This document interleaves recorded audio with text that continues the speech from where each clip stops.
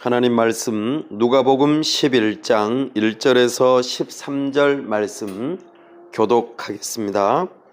예수께서 한 곳에서 기도하시고 마치심에 제자 중 하나가 여짜오되 주여 요한이 자기 제자들에게 기도를 가르친 것과 같이 우리에게도 가르쳐 주옵소서.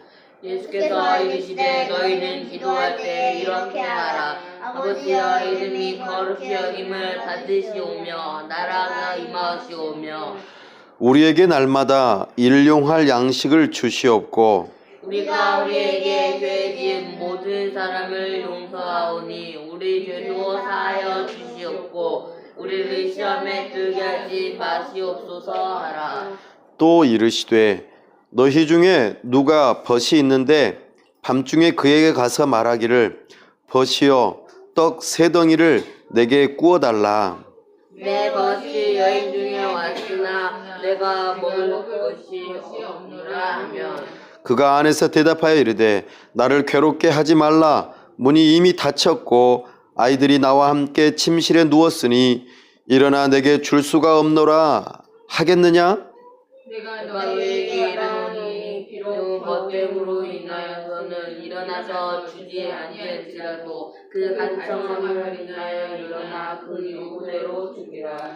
내가 또 너희에게 이르노니 구하라 그러면 너희에게 주실 것이요 찾으라 그러면 찾아낼 것이요 문을 두드리라 그러면 너희에게 열릴 것이니 구하는 이마다 받을 것이요 찾는 이는 찾아낼 것이요 두드리는 이는 열릴 것이니라. 너희 중에 아버지 된 자로서 누가 아들이 생선을 달라 하는데 생선 대신에 뱀을 주며 아들을 달라 하는데 정가를 주겠느냐. 다 함께요.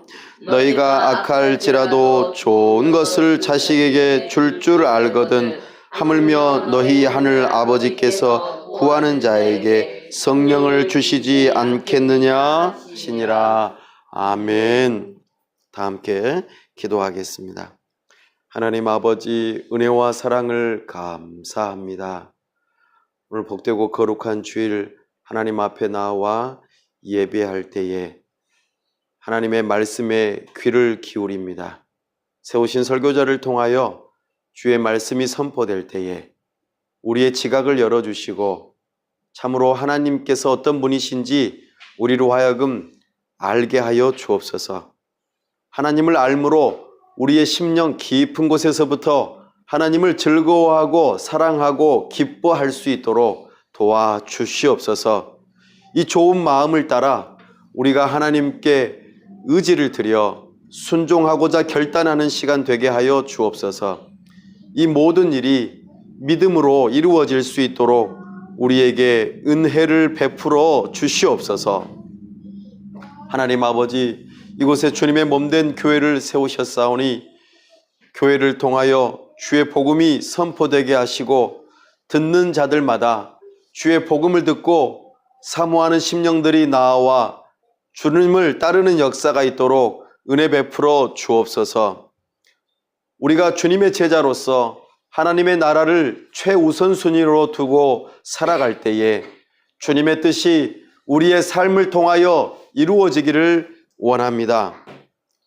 내 심령이 또 내가 하는 일들이 우리의 가정이 내가 속한 직장과 공동체가 이 교회가 이 지역사회와 나라와 민족과 열방이 하나님께로 돌아오며 하나님만이 참으로 유일한 하나님이시요 우리의 구원자이심을 선포하고 기뻐하고 즐거워하는 역사가 있도록 도와주시옵소서.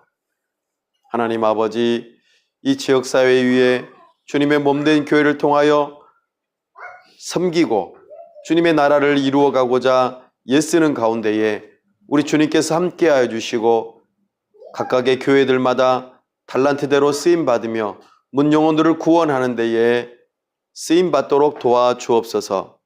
이번 주부터 아기 학교를 시작합니다. 우리와 함께 하여 주시고 어린 심령들과 함께 할 때에 주의 복음이 증거되게 하시고 어린 심령들을 잘 섬길 수 있도록 은혜를 베풀어 주시옵소서. 하나님 아버지, 우리가 속한 가정과 직장과 사업터전 위에 함께 하셔서 참으로 주님의 나라가 이루어지는 역사가 있도록 우리가 먼저 주님의 뜻에 순종하는 자들이 될 수 있도록 도와주시옵소서. 하나님 아버지, 이 나라와 민족을 불쌍히 여기시고 위정자들을 불쌍히 여겨주셔서 저들이 법을 세우고 집행하고 다스리는 그 일들 가운데 억울하게 눈물 흘리는 자들의 눈물을 닦아주며 하나님께서 세우신 권위를 따라 저들이 사명을 잘 감당할 수 있도록 도와주옵소서. 그 일에 하나님을 경외하는 마음으로 이 사명을 감당할 수 있도록 도와주옵소서. 나아가 참으로 저 북녘 땅이 주의 복음으로 또한 평화롭게 통일되는 그날을 사모합니다. 우리 주님께서 문을 여시는 그날을 준비하며 우리가 복음으로, 그리스도의 사랑으로, 또한 물질로, 사람으로 잘 준비되어질 수 있도록 도와주시고 그곳에 달려가 주님의 몸된 교회와 사랑스러운 어린이센터를 세워 우리 주님께서 기뻐하시는 사명들을 잘 감당할 수 있도록 우리에게 은혜를 베풀어 주시옵소서. 나아가 열방을 섬기기를 사모하오니 우리에게 능력을 허락하여 주옵소서. 그리스도를 뜨겁게 사랑하는 심령들과 함께 이 땅에 찾아온 여러 외국인 이주민들을 섬길 수 있는 능력을 허락하시고 저들에게 주의 복음을 증거하며 저들을 통하여 열방이 주께로 돌아오는 역사가 있도록 우리를 사용하여 주시옵소서. 하나님 아버지, 이 시간도 우리와 함께 하시고 은혜 주시기를 간절히 바라옵고 온전히 하나님만이 영광 받으시기를 바라올 때에 우리 주 예수 그리스도의 이름으로 기도하옵나이다. 아멘.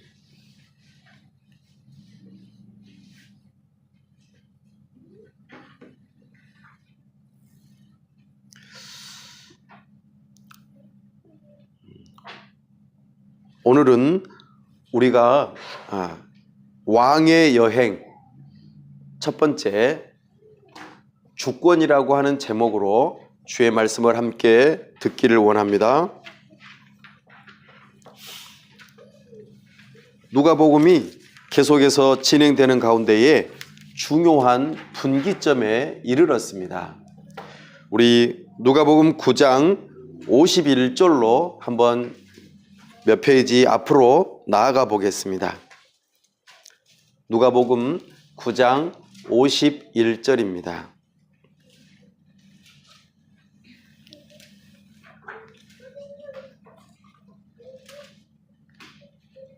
우리 함께 낭독해 볼까요? 누가복음 9장 51절 시작.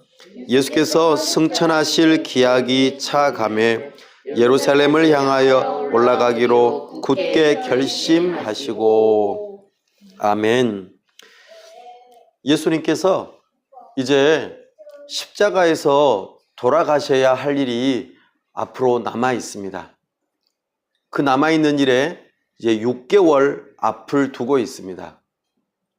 지금 현재 예수님께서는 갈릴리 지방에서 여러 사람들에게 전도하시고 특별히 제자들을 양육하시는 그 일을 감당하고 계셨습니다. 갈릴리에서의 사역을 마무리하시고 이제 본격적으로 예루살렘으로 여행을 떠나시면서 십자가를 지시고 죽으심과 사흘 만에 다시 부활하시고 하나님 보좌 우편으로 올라가시는 승천의 시간이 가까웠습니다. 예수님께서는 하나님의 그 시간표를 차근차근 진행해 가는 가운데에 모든 하나님의 뜻을 내하고 순종하였습니다. 이제 예수님의 죽음을 앞두고 예수님께서는 이렇게 하십니다. 승천하실 기약이 차감해. 예수님께서는 하나님의 시간표를 알고 있었습니다. 그리고 예루살렘을 향하여 올라가기로 예루살렘에서 십자가를 지셔야만 합니다. 예루살렘에서 죽으셔야만 합니다. 예루살렘에서 부활하셔야만 합니다. 예루살렘에서 승천하셔야만 합니다. 이 하나님의 뜻을 순종하고자 굳게 결심하시고, 이것이 누가복음의 중요한 분기점입니다. 그래서 누가복음 9장 50절까지의 내용을 이제 앞에 한번 마무리하고, 누가복음 9장 51절에서부터 19장까지 예수님께서 예루살렘에 올라가시기 위하여 중요한 일들을 하시는데, 이것을 왕의 여행이라, 왕의 여행. 그래서 누가는 왕의 여행을 3번으로 나누어서 이제 기록합니다. 그것의 첫 번째, 주권, 예수님의 주권, 왕의 주권, 하나님의 주권에 대해서 오늘 말씀하십니다. 이 앞번 시간에 예수님께서는 제자들에게 물어보았습니다. 너희들은 나를 누구라고 하느냐? 주는 그리스도이십니다. 주는 선지자보다도 더 위대한 선지자요, 대제사장보다도 더 위대한 대제사장이시며 왕들보다도 더 위대한 왕이십니다. 예수님은 하나님이십니다 하는 이 고백 위에 이제 예수님께서 됐다, 이제는 내가 너희들에게 해줄 말이 있다. 너희들이 이제 이 말을 들을 준비가 된 듯하구나. 바로 내가 예루살렘에 올라가서 죽을 것이다. 그리고 3일 만에 살아날 것이다. 이 말씀을 하신 것입니다. 물론 제자들은 이 말씀을 받아들일 준비가 안 되어 있습니다. 그래서 너무나 두렵습니다. 그래서 함부로 그 다음을 물어보지 못합니다. 왜 그런 일이 일어나야 되는지. 지금 제자들은 예수님과 함께 예루살렘에 올라가서 로마 정부를 뒤엎고 로마 황제를 향하여서 진격하여 로마를 완전히 발 아래 무릎 꿇치고 이제는 다윗 왕보다도 더 뛰어난 왕으로서 우리 이스라엘 나라를 잘 다스려줄, 그리고 우리를 잘 먹이고 보살펴줄 왕 정도로만 생각했기 때문입니다. 그런데 죽는다고 이야기하니까 그러면 죽으면 실패하는 건데, 안 되는데, 이런 생각 때문에 감히 묻지를 못하였습니다. 이사야서 50장 7절 말씀에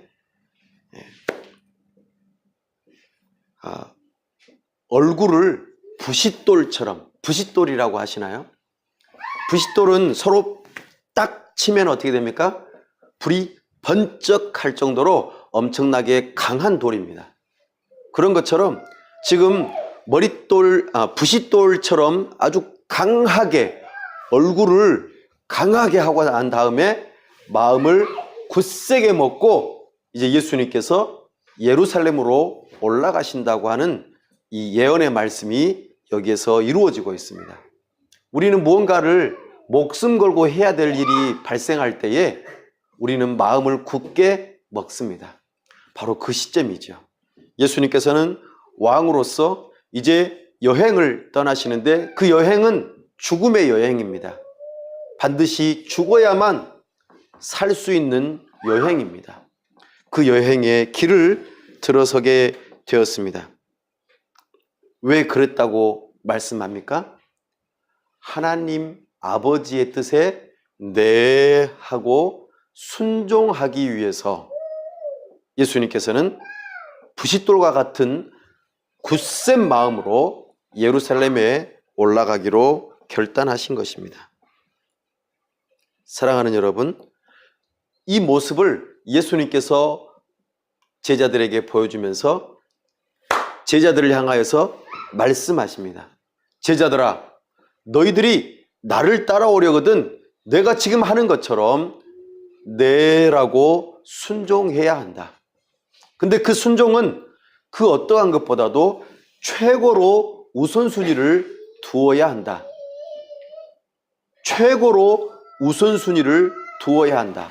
이것이 나의 주권을 인정하는 것이다. 내가 왕이라는 것을 말을 하였는데 말뿐만이 아니라 삶으로서 너희들이 나를 인정해야 한다고 오늘 말씀하십니다. 제자라는 뜻은 따르는 사람이라는 뜻입니다. 제자, 따르는 사람. 따르는데 그냥 따르는 것이 아니고 제 1순위로 여기고 따른다 하는 것입니다. 최고로 여기는 것이죠. 사랑하는 여러분, 나의 최우선순위는 무엇입니까? 내가 최고로 중요하게 여기는 가치는 무엇입니까?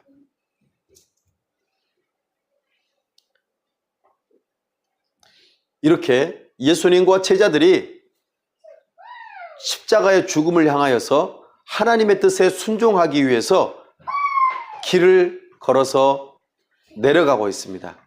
갈릴리 북쪽에서 점점 남쪽으로 내려가는데 거쳐야 할 지역이 있습니다. 어디입니까? 사마리아라고 하는 땅입니다. 사마리아라고 하는 땅을 우리가 지나가려고 하는데 사마리아의 어느 한 동네에서 들어오지 못하게 합니다. 그리고 따라가지 않겠다고 받아들이지 않습니다. 그러자 제자 야고보와 요한이 성질이 불같았나 봐요. 아니, 이 녀석들이 지금 예수님, 우리의 왕이신 예수님께서 여행을 가시는데 너희가 길을 막아? 지금 열심히 따라와도 시원찮을 판에 너희들이 길을 막는다고?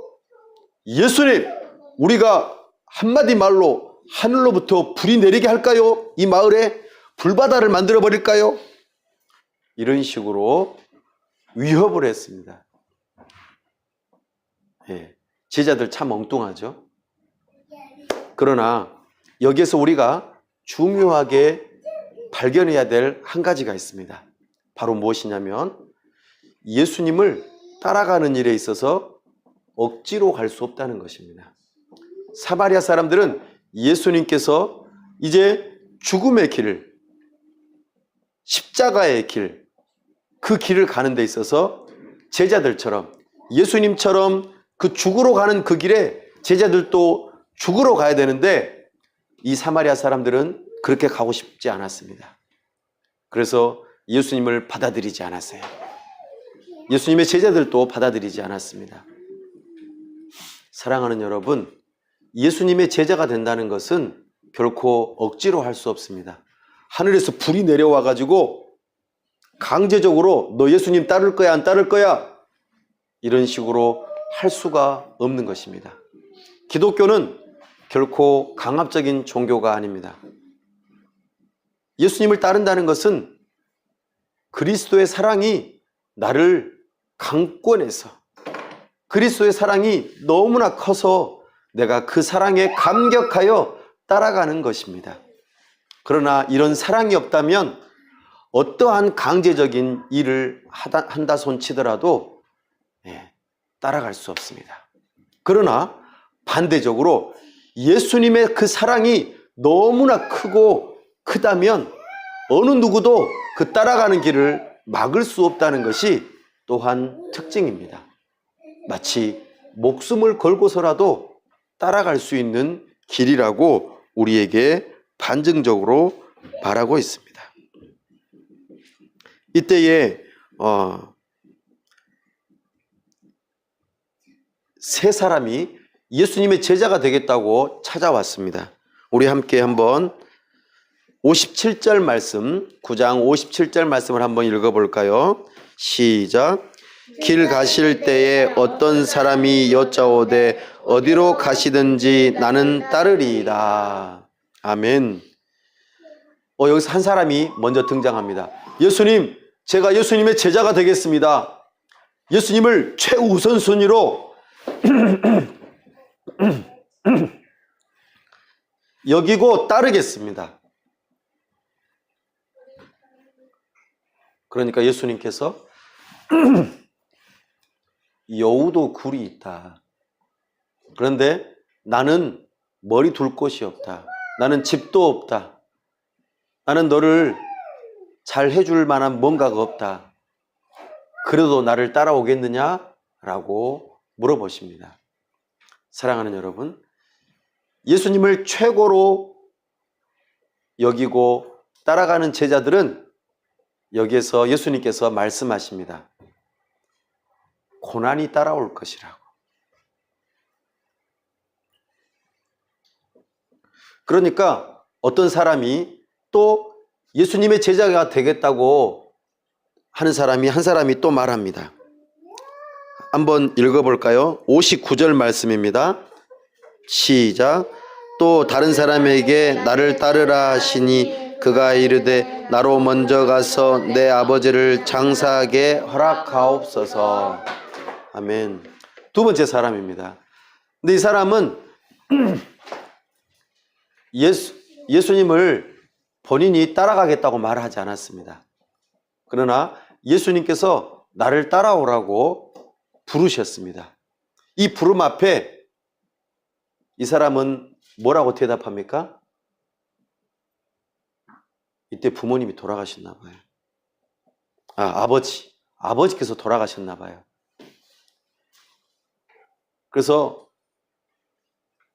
아버지 장사를 먼저 하고 예수님을 따르겠습니다. 이렇게 말합니다. 근데 사실 이 사람의 마음에는 예수님을 따르려고 하는 마음이 없어요. 그래서 아버지 장사 지내는 것을 핑계 삼습니다. 왜 그러냐 하면 우리나라는 예로부터 유교적인 바탕 위에 부모님께서 돌아가시면 어떻게 합니까? 지금은 그렇지 않지만 3년 동안 부모님의 무덤 옆에서 움막을 짓고 3년상을 치릅니다. 3년 동안. 근데 여기 예수님 당시에 유대인들은 부모님께서 돌아가시면 1년 동안 부모님의 장사 지내는 일에 대해서 뭔가 일들을 해야 합니다. 그러니까 예수님께서 지금 나를 따라와라 라고 했을 때에 저 아버지 장사 지내고 따라가겠습니다 라고 하는 말은 바꿔서 말하면 예수님 저 1년 뒤에 따라갈게요 이 말과 비슷합니다. 사실 예수님을 즉시 따라야 하는데 그렇지 않는다라는 것이죠. 자, 그러면 여기서 우리는 오해할 수도 있습니다. 예수님은 가족을 별로 중요하게 안 여기시나 봐. 부모님이 돌아가셨는데 집안에서 지금 가장 큰 일이 발생했는데 예수님은 가족을 별로 중요하게 여기지 않나 봐. 이런 오해를 하실지도 모르겠습니다. 그러나 예수님은 결코 그런 분이 아니십니다. 하나님은 결코 가정을 나쁘다고 하거나 가정을 포기하라고 말씀하시지 않습니다. 예수님은 가정을 소중하게 여기십니다. 우리는 그것을 놓치지 말아야 합니다. 그런데요, 예수님께서는 왜 제자를 부르시면서 이런 말씀을 하실까요? 핵심은 이것입니다. 제자라면 사람에게 있어서, 특별히 가정에 있어서 가장 중요한 일이 있는데 그 중요한 일보다도 더 중요하게 여기고 따라야 할 것이 바로 예수님을 따르는 제자의 삶이라는 것을 강조하고 싶으셔서 이 말씀을 하신 것입니다. 예수님께서는 이제 십자가에서 달려 죽으시기에 6개월밖에 남지 않았습니다. 예수님의 제자로 따라가는 이 일에 있어서 시급성과 중요도가 매우 크다는 것을 우리는 기억해야 합니다. 그런데요, 또 한 가지 재미있는 세 번째 제자로 부르는 그 사람의 모습이 있습니다. 61절 한번 읽어볼까요? 시작. 또 다른 사람이 이르되 주여 내가 주를 따르겠나이다마는 나로 먼저 내 가족을 작별하게 허락하소서. 아멘. 또 한 사람이 자, 예수님 따라가겠습니다. 그런데 가족하고 안녕 인사 한번 하고 오게 해주세요. 이 요청을 했습니다. 뭐 그거 어려운 일입니까? 지극히 상식적이고 또 쉬운 일이죠. 부모님께 제가 잘 다녀오겠습니다라고 인사하는 정도인데 말이죠. 우리는 여기에서 중요한 것도 한 가지를 발견합니다. 예수님을 따른다라고 하는 것은 지극히 엄청나게 중요한 일들보다도 더 중요한 일이기도 하지만 지극히 사소한 일마저도 그것까지도 내려놓고 최우선순위로 예수님을 따르라고 하는 이 부름을 여기서 강조하고 싶기 때문입니다. 이 내용은 사실 구약에서 열왕기상에 엘리야가 엘리사를 제자 삼을 때 부르는 내용과 연결되어집니다. 엘리야가 갑자기 길을 가다가 이렇게 농사 짓고 있는 엘리사를 바라보고 겉옷을 샥 벗어서 던집니다. 그러니까 갑자기 엘리사가 뜬금없이 자기가 몰고 있던 소를 그냥 내팽개치고 거기에 있는 멍에를 탁 부수고 그것을 땔감 삼아가지고 소를 잡아가지고 사람들에게 나눠주고 부모님에게 안녕히 계세요 인사하고 엘리야를 따라갑니다. 뜬금없죠. 그러나 우리가 조금 더 잘 이해해보면 스승이 제자를 부를 때에는 이와 같은 모습들이 있었습니다. 스승이 옷을 던져 부르면 제자는 예스 하고 따라가는 것입니다. 그런 모습이었는데 엘리사는 부모님에게 작별 인사도 하고 이웃들에게 작별 인사도 했습니다. 자기가 열심히 일하던 직장도 다 정리 끝냈어요. 불태워버리고 딱 사람들하고 다 나누어 먹고 저 이 일에 올인하러 갑니다. 이런 식으로 갔던 것이죠. 그것을 연상케 하는 것입니다. 작별 인사죠. 사람이 큰 일을 앞두고 뭔가를 뒷정리하고 간다라고 하는 것은 중요한 일이죠. 근데 그것보다도 더 시급하고 중요한 일이 있다고 오늘 말씀하십니다. 바로 왕이신 예수님을 따르는 제자의 삶이라고 오늘 말씀하십니다. 그러면서 예수님께서 이렇게 말씀하십니다. 손에 쟁기를 잡고 뒤를 돌아보는 자는 하나님의 나라에 합당하지 아니하니라. 쟁기를 딱 손에 잡으면 어떻게 해야 됩니까? 앞만 보고 가야 됩니다. 왜냐하면 앞을 안 보고 좌우를 살피거나 뒤를 돌아다 보면은 밭을 가는데 고랑이 삐뚤빠뚤 다시 갈아야 돼요. 다시. 처음부터 다시. 근데 한번 잘못 갈린 것을 다시 가려면은 너무 힘들어요. 예수님을 따라가려면 뒤돌아보면 안 된대. 지극히 사소한 일도 내려놓고 지극히 큰 일도 내려놓고 심지어는 고난을 받는 일이 있을지라도 예수님을 따르는 것. 왜요? 예수님께서 왕이시기 때문입니다. 왕의 제자. 예수님을 따르는 사람들은 이와 같은 자세를 가져야 한다고 예수님께서 말씀하십니다. 사실 이 말씀은 예수님께서 따로 부르신 12사도와 더불어 70명의 전도대를 향하여서 지금 모집하면서 이 말씀을 하시는 것입니다. 사랑하는 여러분, 예수님의 죽음을 앞두고 예수님의 그 죽음과 더불어 하나님의 나라를 선포하는 이 일이 시급하고 중요하기에 70명의 전도대를 부르는 이 일에 있어서 특별한 부르심이 있음을 우리에게 보여주는 사건입니다. 사랑하는 여러분, 예수님의 제자는 결코 강압적으로 될 수 없습니다. 하나님의 부르심 앞에 강제적인 설득이 아니라 자발적인 그 부르심 앞에 순종하는 것. 진정한 종교적인 헌신은 강요해서 이루어지는 것이 아닙니다. 또 예수님을 따르면 복을 받습니다. 예수님을 따르지 않으면 화가 임할 것입니다. 이런 식으로 미끼를 던지거나 사람의 마음을 이용해서 헌신을 요구하는 이런 것은 진정한 기독교가 아닙니다.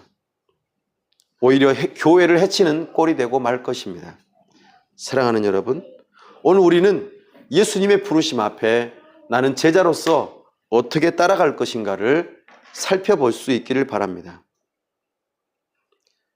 그러면서 예수님께서 이제 70인의 제자들에게 이렇게 말씀하십니다. 너희들은 신발을 두 짝 이상 가지고 가지 말아라. 왜요? 하나님의 부르심 앞에 나아가는 제자들은 하나님께서 책임지시겠다는 것을 의미합니다. 그리고 시간이 그리 많이 걸리지 않는 일이라고 말하기 때문입니다. 먼 길을 가려면 신발을 여러 컬레 가지고 가야 됩니다. 그러나 신발을 한 컬레만 가지고 있어도 갈 수 있는 거리이고 할 수 있는 일이기에 금방 하나님의 나라가 올 것이라고 하는 이 긴급성을 선포하고 있습니다. 그리고 그냥 사람들의 마음을 사기 위해서 이리저리 다니면서 그냥 인사하고 사람들하고 친해지려고 애쓰지 말라고 합니다. 복음을 선포할 때에 받아들인 자들과 함께 머물고 먹고 마시면서 그들과 함께 교제하라고 합니다. 그리고 시간을 낭비할 정도로 희희낙낙 거릴 시간이 없다고 말씀하십니다. 나아가 병자들을 고치고 받아들이지 않는 자들을 향하여 먼지를 떨어버리라고 말합니다. 하나님의 나라를 미리 맛볼 수 있도록 귀신을 쫓아내고 병자를 고치는 이 일들을 하라고 말씀하십니다. 나아가 참으로 어려움을 제자들은 겪게 될 것이라는 것과 더불어 하나님의 나라를 받아들이지 않는 그들을 향하여서 하나님의 엄중함이 있을 것을, 엄중한 심판이 있을 것을 먼지를 떨어버리는 일을 통하여 나타내고 돌이켜 주의 복음을 받아들이라고 말씀하십니다. 그리고 계속 이어지는 말씀이 착한 사마리아인의 비유가 나타납니다. 사랑하는 여러분, 예수님을 따르는 제자들은요, 착한 사마리아인과 같은 새로운 삶을 살아가야 한다고 말씀하십니다.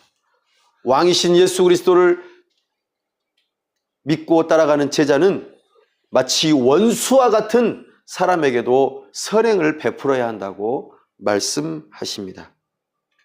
왜요? 바로 왕이신 예수님께서 원하시는 뜻이기 때문입니다.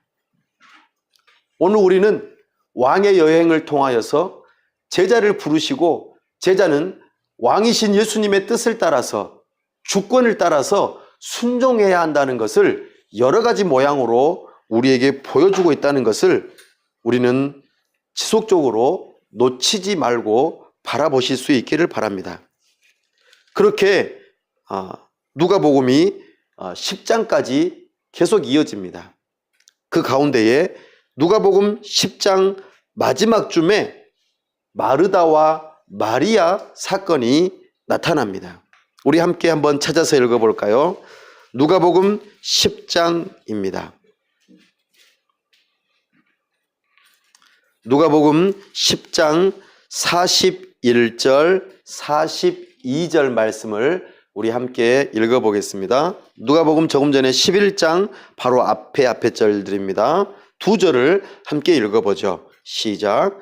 주께서 대답하여 이르시되 마르다야 마르다야 내가 많은 일로 염려하고 근심하나 몇 가지만 하든지 혹은 한 가지만이라도 족하니라. 마리아는 이 좋은 편을 택하였으니 빼앗기지 아니하리라 하시니라. 아멘. 예수님께서 이제 드디어 예루살렘 근처 베다니 동네, 예수님과 아주 친분이 강한 두터운 나사로라고 하는 친구와 같은 그 사람의 집에 도착했습니다. 그러니까 우리 오빠의 귀한 손님, 그것도 정말 귀한 메시아 그리스도이신 예수님께서 우리 집에 오신다는 것에 너무나 기뻤습니다. 그래서 마르다는 무슨 일을 했습니까? 반찬, 밥, 잔치상을 차렸습니다. 예수님 어서 오십시오 환영하면서 밥상을 우리가 요즘 말로 하자면 상다리가 부러지도록 차려냈습니다. 그 일을 하려면 얼마나 힘들겠어요? 열심히 노력했습니다. 그런데 이상하게도 마르다의 여동생 마리아는 언니를 안 도와줘요. 그러니까 어떻게 합니까? 언니가 아니 예수님, 제가 예수님을 이렇게 극진히 대접하려고 하는데 내 동생 마리아가 말을 안 들어요. 이 여동생 마리아가 말을 안 들어요. 참 예수님 혼내주세요. 예수님을 극진히 모시고 싶은 이 마음을 왜 이 동생은 몰라주고 이렇게 게으를까요? 나태할까요? 이런 식으로 말이죠.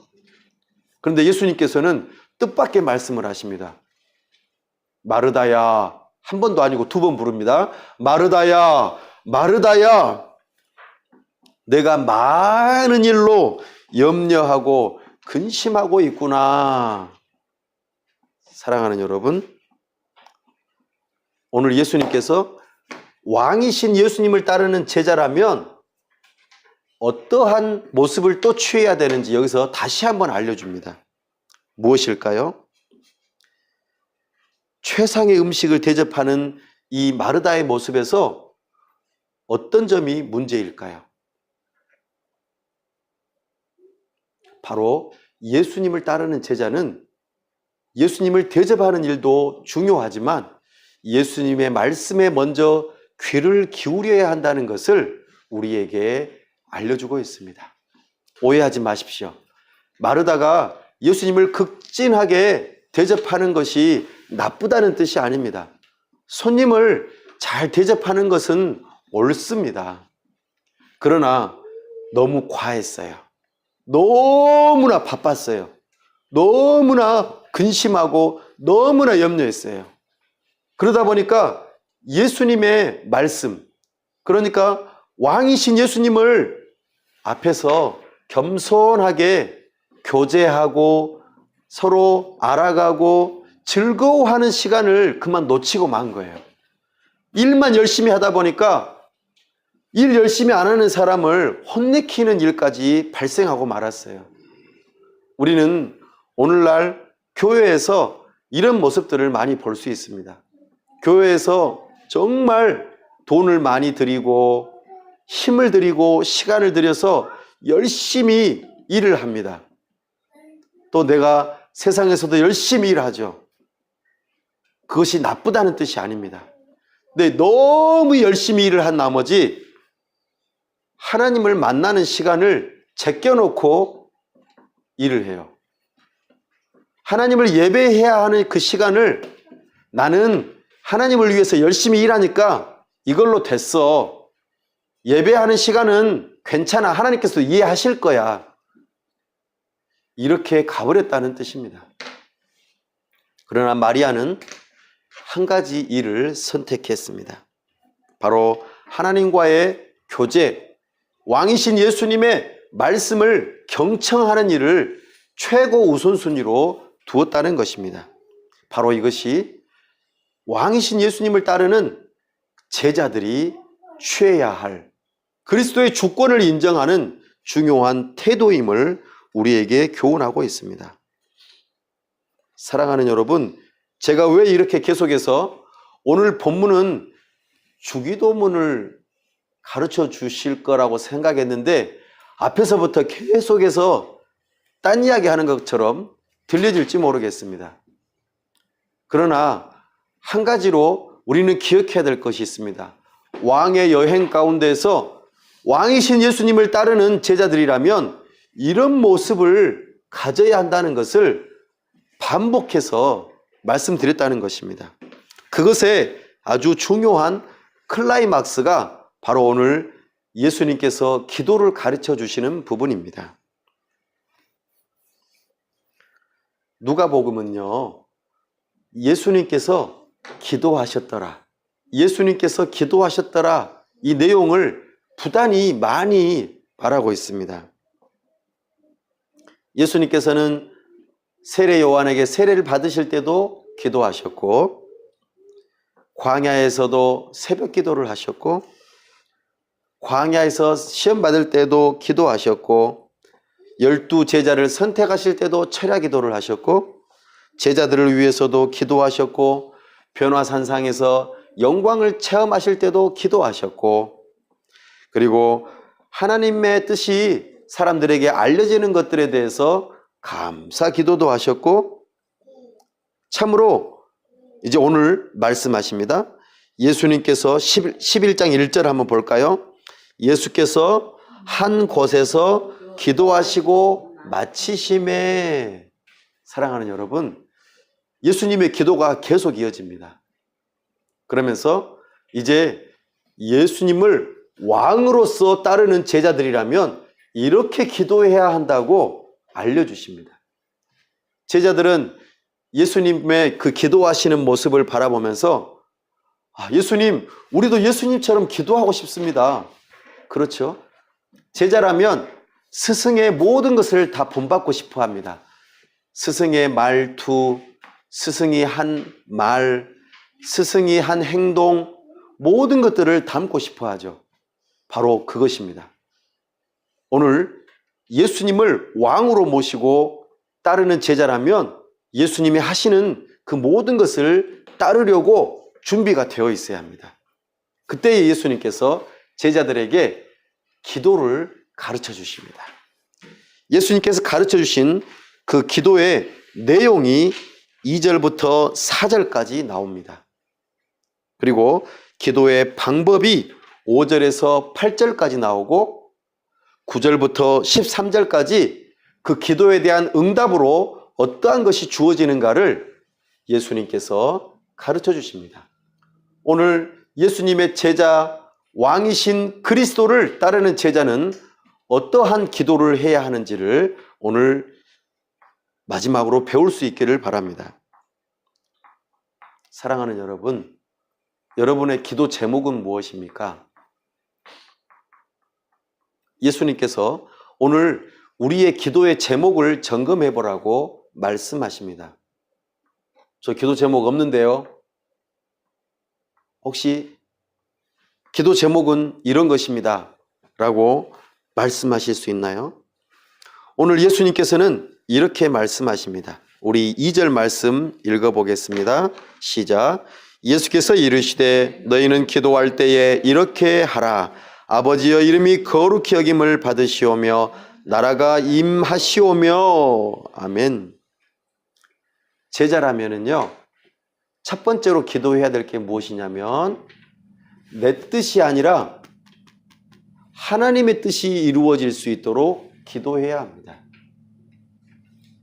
지금까지 예수님께서는 여러 상황들 가운데서 계속해서 하셨던 반복되는 말씀이 무엇이었냐면 예수님을 따르는 제자라면 최고의 우선순위로 두고 해야 될 것이 무엇이냐? 바로 예수님의 말씀을 듣는 것이고 예수님의 말씀대로 순종하는 것이다 라고 하는 것을 배웠습니다. 예수님의 제자라면 기도의 제1순위는 1번 기도 제목은 무엇이냐면 하나님 내 뜻 좀 이루어 주세요, 이 기도가 아니라 하나님의 뜻이 이루어질 수 있기를 원합니다 라고 기도하는 것입니다. 이것이 예수님을 따르는 제자의 첫 번째 기도 제목입니다. 하나님의 나라가 내 인격 안에서 이루어질 수 있게 해주세요. 하나님의 나라가 우리의 가정에서 이루어질 수 있게 해주세요. 하나님의 나라가 이 사회에 이루어질 수 있게 해주세요. 하나님의 나라가 온 열방에 이루어질 수 있게 해주세요. 하나님의 그 거룩하신 이름이 나의 마음에서부터 높여질 수 있게 해주세요. 우리의 가정에서 하나님의 이름을 높일 수 있게 해주세요. 우리의 교회가 하나님의 이름을 높일 수 있도록 기도하는 것이 바로 제자의 첫 번째 기도 제목이라고 말합니다. 하나님, 내 뜻이 이루어질 수 있기를 바랍니다. 이 기도 제목이 아니라 내 삶이 변화되기를 원합니다. 하나님의 뜻이 이루어지기를 원합니다. 내 뜻이 아니라 하나님의 뜻이 내 삶에서 이루어지기를 원합니다. 제가 하나님의 뜻에 어떻게 해요? 네 하고 순종할 수 있게 해주세요. 누구처럼요? 누가복음 9장 51절 말씀에서 십자가, 죽음, 부활, 승천을 두고 하나님의 시간표를 따라서 예수님께서 하나님의 아버지의 뜻을 따라 네라고 순종하고 마음을 굳게 잡수시고 예루살렘으로 여행을 떠나시기 시작하신 것처럼 우리 또한 기도할 때에 하나님 아버지의 뜻, 우리의 주인 되시는 왕이신 예수 그리스도의 뜻 앞에서 네라고 순종할 수 있게 해달라고 기도하라는 것입니다. 내 생각, 나의 그동안 배워왔던 사상, 그리고 내가 경험하면서 이것은 틀림없어. 아니, 하나님의 뜻은 이것입니다 라고 말하지만 아니에요. 제가 경험해 본 바로는 이것이 맞아요. 이것이 맞아요. 내 뜻이 틀림없어요 라고 하는 것을 내려놓으라고 하십니다. 하나님의 뜻이 무엇인지 마리아처럼 귀를 기울이라고 하십니다. 나의 분주한 삶을 내려놓고 하나님의 뜻에 먼저 순종하라고 말씀하십니다. 그러니 기도는, 제자로서의 기도는 하나님의 뜻이 무엇인지를 알게 해달라고, 그리고 그 하나님의 뜻이 나의 삶을 통하여 이루어 달라고 기도하는 것이 첫 번째 기도 제목이 되어야 할 것을 말씀하십니다. 이렇게 하면은요, 하나님의 전능하심이, 하나님의 전지하심이 우리의 삶 가운데에 반드시 나타날 것입니다. 왜 그럴까요? 하나님의 뜻은 반드시 이루어지기 때문입니다. 내 뜻은 실패할 수 있어요. 내 뜻은 안 이루어질 수 있습니다.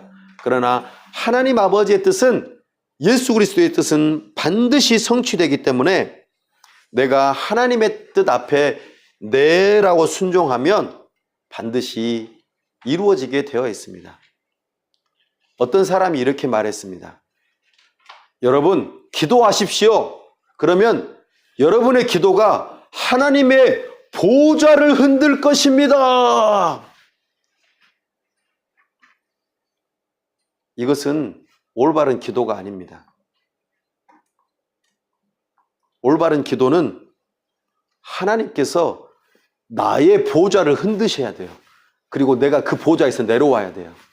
그리고 하나님의 뜻이 이루어질 수 있도록 우리는 겸손하게 무릎을 꿇어야 합니다. 우리의 기도로 해서 하나님을 이리저리 닥달해가지고 움직이려고 하는 태도는 결코 올바른 제자의 기도가 아닙니다. 어찌 하나님께서 알라딘 램프의 그 지니와 같이 우리가 하나님을 얼르고 달래고 하나님께 잘 보이면은 하나님께서 하나님의 뜻이 아니라 내 뜻을 이루어 주는 것처럼, 하나님은 내 하나님이 아닌 거예요. 그냥 알라딘 램프의 요정과 같은 존재로 전락시키고 마는 것이죠. 하나님이 주님이 아니라 내가 내 인생의 주인이 되고 싶어 하는 모습이죠. 이것은 올바른 기도의 태도가 아닙니다. 오늘 예수님께서 얘들아, 너희들이 제자라면, 왕이신 예수님의 제자라면 하나님 아버지께 하나님 아버지의 뜻이 이루어질 수 있게 해달라고 먼저 기도해라. 그리고 너희들은 겸손히 너희의 뜻을 내려놓아라. 그럴 때에 하나님께서 전능하셔서 하나님의 뜻을 너를 통하여 이루실 것이라고 오늘 말씀하십니다. 우리는 이렇게 기도해야 합니다. 하나님 아버지, 나의 기도 제목이 하나님의 뜻이 될 수 있기를 바랍니다. 나의 생각이 하나님의 생각이 될 수 있기를 바랍니다. 제가 마치 라디오에 FM 주파수를 맞추듯이 저의 모든 생각이 하나님의 뜻에 주파수를 맞춰서 하나님의 뜻을 듣고 네, 알겠습니다. 순종하겠습니다. 그 일이 아무리 어려워도, 그 일이 아무리 사소한 일이어도, 그 일이 아무리 고난받는 일이어도 제가 네, 순종하겠습니다 라고 답변하기를 우리 주님께서는 기뻐하십니다. 사랑하는 여러분, 우리는 철저히 하나님 중심적으로 기도할 수 있기를 바랍니다. 두 번째로 우리 예수님께서는 제자라면 이렇게 기도하라고 하십니다. 3절 말씀 읽어보겠습니다. 시작. 우리에게 날마다 일용할 양식을 주시옵고. 아멘. 사랑하는 여러분, 하나님의 뜻이 우리를 통하여 이루어지려면 하나님께서는 날마다 우리에게 필요한 것을 주셔야 돼요. 그러지 않으면 하나님의 뜻이 이루어질 수가 없습니다. 우리가 먹고 사는 것 때문에 힘들어하고 견디지 못해하고 죽어버린다면 하나님의 뜻이 우리를 통해서 이루어질 수 있을까요? 그렇지 않습니다. 그래서 하나님께서는 날마다 우리에게 필요한 양식을 공급해 주십니다. 여기에는 또 중요한 의미가 담겨 있습니다. 하나님, 저에게 로또 한번 1등 당첨되게 해주세요. 그리고 제 인생 대박나게 해주세요. 그리고 이제 더 이상 하나님이 필요 없다고 말하게 해주세요. 우리가 이렇게 기도해야 할까요? 아닙니다. 우리는 날마다 하나님의 도움을 구해야 합니다. 우리는 날마다 하나님을 의지하고 살아가야 합니다. 이것이 우리에게 복입니다. 인생 대박, 한 방의 끝, 이런 거는 없습니다. 오히려 그와 같은 것들은 우리에게 독약이 되어서 우리의 인생을 한 방에 망가뜨리는 것이 되고 말 것입니다. 날마다 겸손하게 하나님을 인정하고 하나님께서 나의 보호자가 되시고 나의 인도자가 되어주셔서 마치 광야에서 40년 동안 하늘의 만나를 먹고 땅에서 반석에서 물이 나와서 하루하루 살아갔던 것처럼 오늘 하루도 우리 하나님께서 우리를 먹이시고 입히시고 보호하신다는 그 아버지 되심을 우리는 믿고 의지하면서 살아가라고 오늘 이 기도를 우리에게 알려주십니다. 사랑하는 여러분, 우리가 삶을 살아가면서 언제 굶어 보신 적 있으신가요? 굶어서 이제는 죽겠구나 한 적이 있으신가요?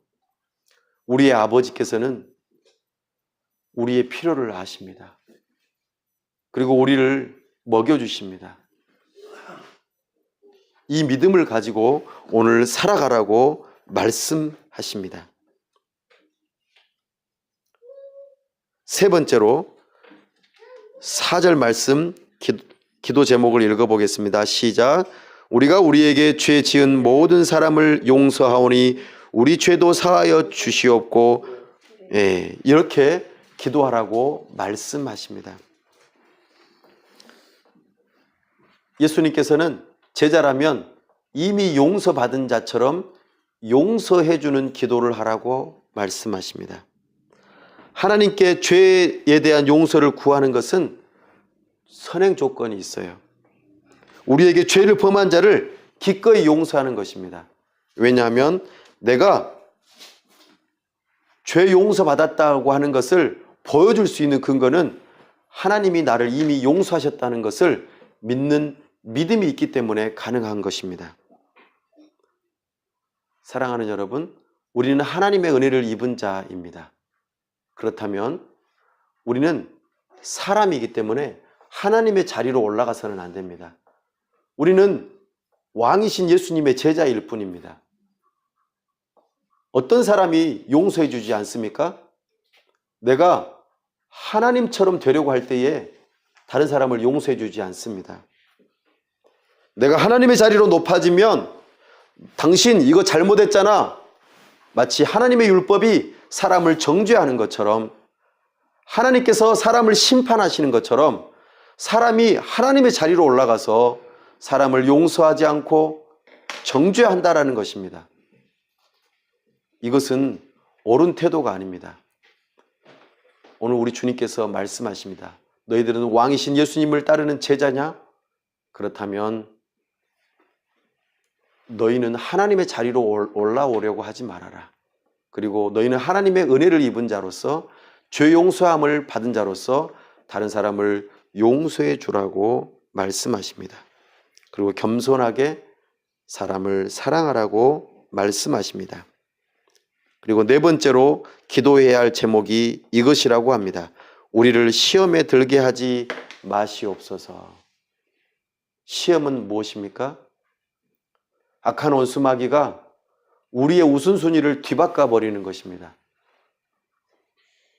하나님의 이름이 높여지기를 원한다고 기도해야 되는데, 하나님 제 이름 좀 높여주세요 라고 기도하는, 우선순위가 바뀌는 삶이 바로 시험에 드는 사건입니다.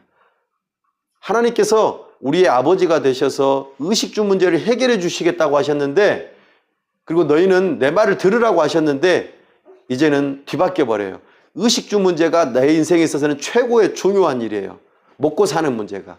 그리고 예배는 좀 나중에 합시다. 당장 먹고 살아야죠. 이것이 바로 시험에 드는 문제입니다. 이 우선순위를 바꾸지 말라고 하십니다. 이 우선순위를 바꾸지 않게 해달라고 기도하라고 말씀하고 계십니다. 사랑하는 여러분, 오늘 우리는 예수님에게서 기도해야 할 네 가지 제목을 들었습니다. 이 기도의 제목을 따라서 기도할 수 있기를 바랍니다. 근데 예수님께서 기도할 때에 방법이 있다고 합니다. 아주 단순합니다. 강청하라고 하십니다. 강청이 무엇입니까? 강하게 요구하라고 하십니다. 마치 누구처럼요? 빵을 달라고 강청하는 친구처럼 말이죠. 이것은 약간 배경 지식이 필요합니다.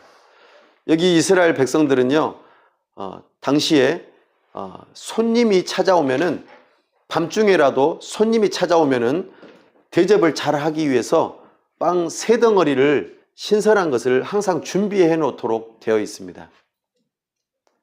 그런데 한 사람이 너무 찢어지게 가난했어요. 죄송합니다, 이런 표현에서. 찢어지게 가난한다라는 이 표현은요, 우리 어르신들은 다 이해하실 거예요. 옛날에 먹을 것이 너무 박해가지고 부드러운 것을 못 먹어가지고, 죄송합니다, 예, 거기가 찢어질 정도로 아프게 이 먹은 것이 너무 딱딱하게 나오는 거예요. 찢어지게 가난한 거예요. 그래서 먹을 것이 없는 그런 상황이죠. 빵 3덩어리를 준비하지 못할 정도로 지극히 가난한 사람이 있었는데, 손님이 오니까 대접을 해야 되는데 대접할 게 없는 거예요. 그러니까 어떻게 해야 됩니까? 다른 사람한테 꼬아야 되잖아요. 근데 여기 좀 특이하죠? 친구에게 가서 똑똑똑 두드리면서 빵 좀 주시오, 친구야 빵 좀 주라, 이렇게 하는 거죠. 근데 그 친구는 조금 잘 사는 친구예요. 근데 빵을 줘야 돼요. 왜? 모두 다 손님이 올 것을 기대하면서 빵을 다 준비해 놓기 때문이죠. 근데 찢어지게 가난한 이 친구는 준비를 못 해가지고 다른 친구한테 꾸러 갔어요. 근데 이 친구가 나 자야 되거든. 나 지금 방금 코 골았는데 너 지금 뭐 하는 거야? 이러면서 빵을 안 주겠다고 했나요? 그럴 수 없다고 그랬어요. 왜냐하면 여기는 이 마을 공동체, 오늘날에는 너무 개인주의화 돼가지고 이 옆집에 누가 사는지도 잘 몰라요. 그리고 서로 먹을 것을 나눠 먹고 서로 이렇게 친근하게 지내는 이런 시대가 안 돼 버렸어요. 너무 삭막한 시대가 되어가지고 옆집에 뭔가를 얻으러 가는 이 일조차도 부끄러운 일이 돼 버렸어요.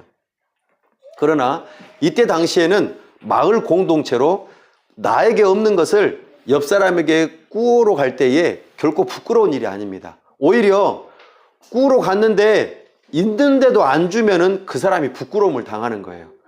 왜냐하면 손님이 우리 마을을 찾아왔는데 우리 마을에서 대접을 안 해줬다 이렇게 생각하면 마을 전체의 수치거든요. 그러니까 친구한테 가서 꾸러 가면은 반드시 내줘야 돼요. 그러면은 마을의 수치가 사라지죠. 아, 극진하게 대접해줬다라는 그런 말을 듣기 때문입니다. 이와 같이 우리 하늘에 계신 아버지께서 우리를 향해서 얘들아, 너희들 말만 해. 너희들 말만 해. 내가 다 줄게. 지금 이렇게 스탠바이 상태예요. 준비 상태예요. 근데 아이들이 구하지 않네. 얘들아, 너희들 뭐 필요한 거 없니? 라고 물어봤는데 아니, 됐어요. 안 주셔도 돼요. 필요 없어요. 내가 내가 먹을 것은 내 힘으로 다 만들어낼 수 있어요. 내 힘으로 나는 얼마든지 살 수 있거든요. 하나님 필요 없어요. 이렇게 되면은 우리 하늘 아버지께서 얼마나 슬퍼하시겠어요. 그러니까 달라고 하는 거예요. 달라고 하라고. 근데 우리 하나님은 한 번에 안 주세요. 달라고 강청해야지 주신대요. 왜 그럴까요? 그래야지 하나님께서 살아계심을 체험할 수 있는 거예요. 기도도 안 했는데 하나님 다 주시네? 그래, 기도할 필요 없어. 기도했는데 한 번에 다 주시네? 그래, 그 다음에 기도할 필요 없어. 우리 하나님께서는 아버지로서 왕이신 예수님을 따르는 제자들을 향하여서 말씀하실 때에 내가 너희들과 교제하고 싶다. 너희들 한 번 전화해 주는 거 듣고 싶다. 그렇잖아요. 우리 부모가 자식들을 향하여서 막 뭔가를 줄 때에 내가 이거 한 번에 너 이거 해줬으니까 너 나한테 갚아야 돼. 이런 의미로 자녀들에게 뭔가를 해주나요? 아닙니다. 전화 한 번 할 때에도 뭔가를 줄 때에도 내가 너희들하고 뭔가 마음을 나누고 싶다. 좋은 것을 너희에게 주고 싶다. 교제하고 싶다 이거죠. 내가 너희들에게 사랑을 표현하고 싶구나. 이겁니다. 그래서 자녀된 우리를 향하여서 강청하라고 말씀하십니다. 그러면은 하나님 아버지께서는 어떻게 응답하시겠다고 말씀하십니까? 야, 얘들아, 아들이 생선 달라는데 뱀을 줄 아버지가 있냐? 달걀을 먹고 싶다는데 전갈을 손에다 쥐어줄 부모가 있냐? 라고 물어봅니다. 그럴 부모는 없다. 악한 자들이라도 자식들에게 좋은 것을 줄 줄 안다. 그런데 하물며 하늘에 계신 아버지께서 너희에게 성령을 선물로 주시지 않겠느냐? 너희에게 최고로 좋은 성령을 주실 것이다. 강청해라.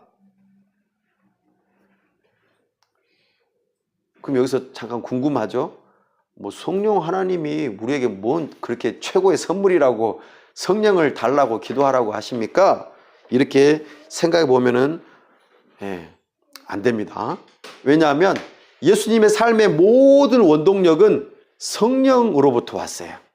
성령께서 충만하심으로 복음 선포할 수 있었고, 광야에서 기도할 수 있었고, 기적의 사역을 할 수 있었고, 죄인들을 용서해 주시고, 죄인들과 함께 교제하시고, 기도 생활을 하시고, 사탄과의 영적인 싸움을 하시고, 승리하시는, 그리고 나아가 십자가를 지시고 죽음에서 다시 부활하시고 승천하시는 이 모든 사건이 성령 하나님께서 함께 하시기 때문에 이 일들이 가능했다는 것입니다. 사랑하는 여러분, 예수님을 따르는 제자들은 예수님과 동일합니다. 성령 하나님이 필요합니다. 성령 하나님께서 예수님을 따르는 제자들에게, 성도들에게 구원의 손길을 내미시기 위하여 성령 하나님께서 찾아오십니다. 우리가 예수님을 믿는 믿음을 가질 때에 우리가 구원을 받는데 성령 하나님께서 역사하셔야만 가능합니다. 뿐만 아니라 우리가 한번 예수님 믿고 구원받는 것뿐만 아니라 이 죄악된 세상에서 힘들게 살아갈 때에 우리의 구원을 이루어갈 수 있도록 은혜를 주시는 분이 성령 하나님이십니다. 나아가 내가 포기하고 싶고 그냥 하나님을 안 믿고 싶고 예수님을 떠나고 싶을 때에도 성령 하나님께서 우리를 붙드시고 우리의 구원을 완성하시기 때문에 우리에게는 성령 하나님이 필요하십니다. 성령 하나님이 우리의 구원의 보증수표가 되십니다. 우리의 구원을 확실하게 책임지시는 분이십니다. 이 성령 하나님을 선물로 주시는 분이 바로 아버지 하나님이라고 오늘 말씀하십니다. 우리 13절 마지막 읽고 마치겠습니다. 시작. 너희가 악할지라도 좋은 것을 자식에게 줄 알거든 하물며 너희 하늘 아버지께서 구하는 자에게 성령을 주시지 않겠느냐 하시니라. 아멘. 기도하겠습니다. 하나님 아버지, 은혜와 사랑을 감사합니다. 오늘 왕의 여행을 따라 제자로서 부름받아 가는 모든 자들을 향하여 예수님을 최고로 우선순위로 두고 예수님의 말씀을 듣고 순종하는 것이라고 하심을 감사합니다. 이제는 더 이상 나를 위하여 살지 않고 예수님을 따라 예수님의 말씀에 순종하며 기도하고 우리에게 가장 좋은 선물인 성령 하나님을 사모하며 날마다 하나님 아버지를 의지하고 이 우선순위가 뒤바뀌지 않도록 새로운 삶을 고난 중에라도 다른 사람들과의 불편한 관계 속에서도 사랑의 관계로 그렇게 하나님의 뜻에 순종하며 살아가는 새로운 인생을 살아갈 수 있도록 은혜 베풀어 주시옵소서. 이 복된 삶으로 우리를 초대하여 주심을 감사합니다. 성령을 선물로 받은 자로서 날마다 기쁘게 살아갈 수 있도록 도와 주시옵소서. 우리 주 예수 그리스도의 이름으로 기도하옵나이다. 아멘.